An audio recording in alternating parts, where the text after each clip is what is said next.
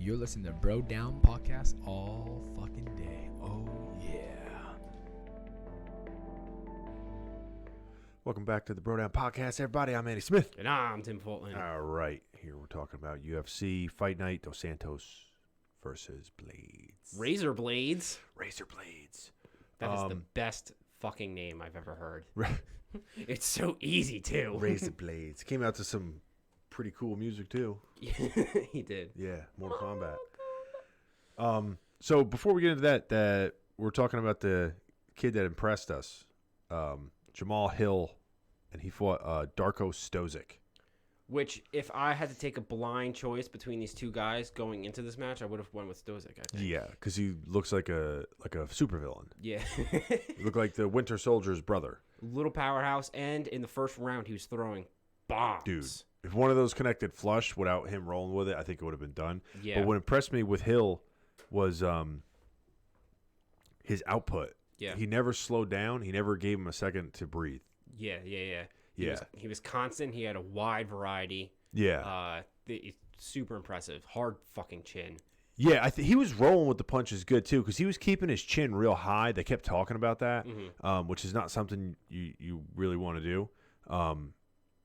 If you get caught like that, it's usually guys get knocked out pretty bad. Yeah. But, yeah, dude, a little bit I mean, they said that Stozic had a judo background or judo or sambo background. So, you know, they were talking about his takedown defense needs to get better. Probably does, but, you know, if the guy's got a background in judo, you know, he didn't do any judo throws, but yeah, I was pretty impressed with Hill, especially since he's a newer guy and performing in front of a huge crowd like that. Pretty impressive. He stayed pretty calm. Yeah, I have a silly question for you. Yeah. Do taller guys who have like significant height advantage over their opponent, are they less likely to get knocked out simply because of the difference? Does that make sense? Or is that a silly question? No, it's not. It's normally the taller guys are able to keep the range because they usually have a reach advantage. Yeah. But when it comes to getting knocked out, it's you do have to punch up, so it takes a little bit off of it. Yeah, but that's what I'm thinking. But at the same time, like what the shorter guy has is if he can close the distance, because his arms are shorter usually. Like the hooks and everything that he can be effective with on the inside, the taller guy can't because his arms are too long. So if he's on the inside and he's able to get on the inside and throw like some hooks, it's usually that's where the shorter guy is going to be more effective. All right, that makes a lot of sense. Yeah, but being taller guys, I mean, it's weird, dude, because if you get a shorter guy that knows how to get in there, I mean, it pretty much negates it. And it almost sometimes if guys don't know how to fight tall, like you'll hear that term a lot, fighting tall. Yeah. If guys don't know how to fight tall, then they usually get caught. Like Stefan Struve is a perfect example of a guy, in my opinion. I think he never really went to his full potential with learning how to fight tall because he's 7 foot. I was about to say he's the monster, right? Yeah, but like Mark Hunt, I mean, granted, Mark Hunt's a K1 level champion, fucking kickboxer, but he's 5'10". He broke his jaw, knocked him out cold. Or knocked him out cold, broke his jaw. Ooh. But you know what I'm saying? Like guys that fight tall, like usually keep distance, and Struve just had one of those styles where he didn't utilize it to his fullest potential. I felt, but yeah. All right, cool. All right, let's get into the thick of it here. We're gonna be talking about Rafael Dos Santos versus Michael Chiesa. Chiesa. I thought RDA was gonna take that.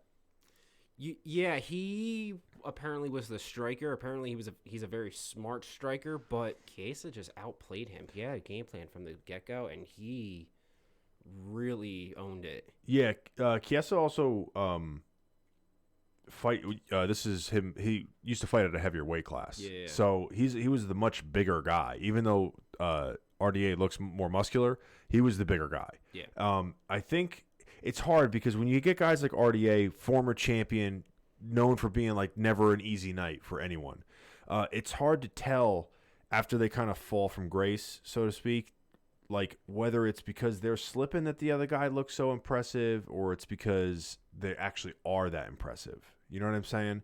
Yeah. Because RDA didn't look like he got tired or anything like that. I think he was. I honestly think he was having a lot of trouble with Chiesa's size. Like, because he's a tall dude. Yeah, not so much his strength, but just his physical stature. I think he was able to get positions on RDA that a lot of guys in that division wouldn't be able to do because they don't have the physical attributes that Chiesa possesses. And granted, not taking nothing away from his skill, he's very crafty on the ground. Oh, 100%.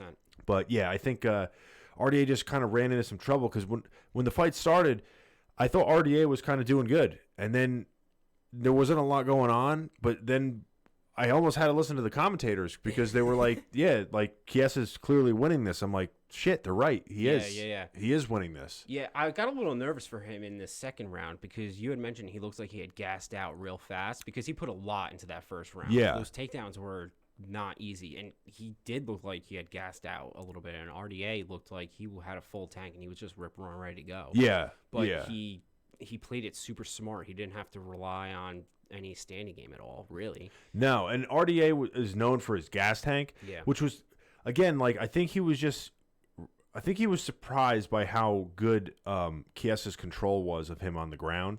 He knew he was good, but I just think that there was some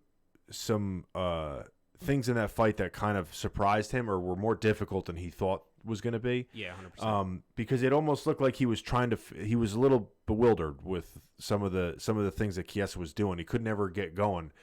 He had good moments in the fight, but overall Chiesa deserved that win. He did a good job. Yeah, so I agree with you on that one. Yeah, it'd be interesting to see who they give him next because, like I said, I want to see both of those guys fight next to see exactly where they are. Yeah. You know what I mean? And now on to Blaydes versus Dos Santos. Sorry. Santos. JDS. The one we're all wondering about. This was a hell of a fight. Yeah. I thought I was wrong on both of these. I thought that the more seasoned guys were going to... Again, it's hard to tell because both guys were former champions. And both dudes had fantastic performances. And Dos Santos is always dangerous. Hits like a fucking truck. And he's a very good boxer. And he's got incredible takedown defense. Dude, twice. Those fucking uppercuts. Yeah. My God. Dude. Like if those landed even slightly for a heavyweight, that fast, like straight up scary. Yeah, when you think about it. But like DC was saying, he wasn't setting him up. He was trying to catch him coming in for a takedown. And again, it's the old long in the tooth vet versus the new upcoming guy, and the guys nowadays know how to do it all. And Blaydes is known for being a wrestler, and once he couldn't get the takedown.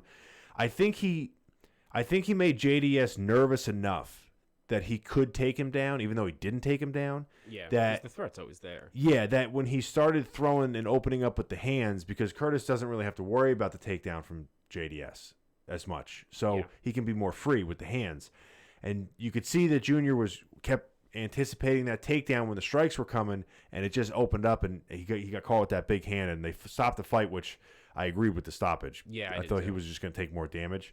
Again, that's a big win for Curtis because it's over a big name. Yeah. Part of me was really hoping he would call out DC right there. Because like, who do you want next? Every part of me wanted to be like, you, right now. Yeah. Well, he wants the title shot, and Stipe's got the belt. Yeah, I know and that. DC's fighting him for the belt. I was gonna say UFC is putting Stipe versus DC. Yeah. There's no ifs, ands, or buts about that. Yeah. So, we'll see. I think Curtis after this win, I think he's either up for a title shot, maybe, or one more, and he should get one. I think. I mean, if Stipe and DC are next, then who comes after that? Yeah, it's like next logical step. Yeah, it's not a matter of whether Curtis deserves it or not. It's a matter of like who's in front of him that deserves it. Yeah. You know what I mean? Yeah, that's fair. And then you talk about like who's going to make more money. Who that kind of stuff comes into play a little bit. Yeah. But at this point, like there's a couple guys that could vouch or could put their hat in the ring. So it's not like you can't be too upset about it. Yeah. You know what would decide that really easily? A tournament. Yeah. So it was a good night of fights. No, it wasn't. Glad it was early. Oh, thank God. Yeah, I was glad it was early. Sick of these 1 a.m. bullshit. Dude, like it's fucking 10 p.m. Dude, it's early. Almost over. Holy shit. Let's go get a beer. Gotta get some sleep tonight. So yeah, it was a good night. It was a good night. Let us know if you thought it was a good night in the comments down below. Don't forget to like and subscribe. Go to brodownpro.com for all your Brodown gear, such as cool-ass motherfucking hoodies. I am not wearing one. No, you are not. Because I forgot. And you're a loser. I am, because I'm not wearing one. So go to brodownpro.com. And wear one. And wear one. We'll catch you guys next time. You're listening to Bro Down Podcast all fucking day. Oh, yeah.